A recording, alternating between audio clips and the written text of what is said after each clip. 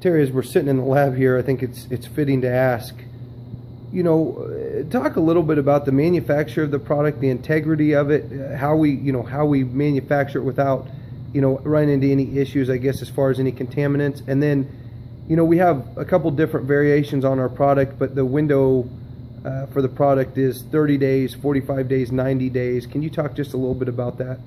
Sure. The product starts here in the lab. And it starts here in the lab so we can maintain the quality of bacteria that we're putting into the product. All the species that we put into the product are grown as pure cultures. They never come together until we mix them into the product itself.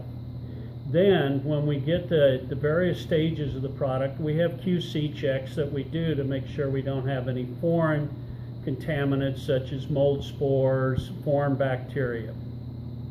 Then lastly, during one of the batch runs, we will take a sample and we will forward that to Midwest Labs.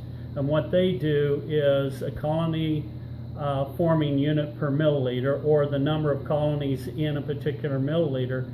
They do that as an independent analysis to guarantee that when we tell you you've got 100 million colony units per milliliter, that it's actually there.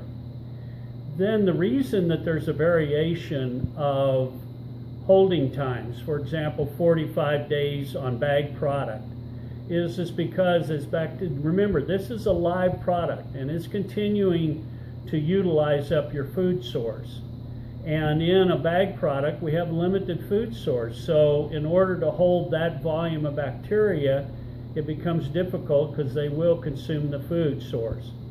In the premixed product, which has 90-day holding time, it's usually a larger quantity and we can actually provide a little better food source in that quantity.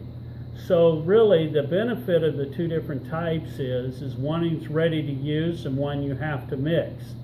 Basically it's the same product, it's just a different procedure on how you receive the product.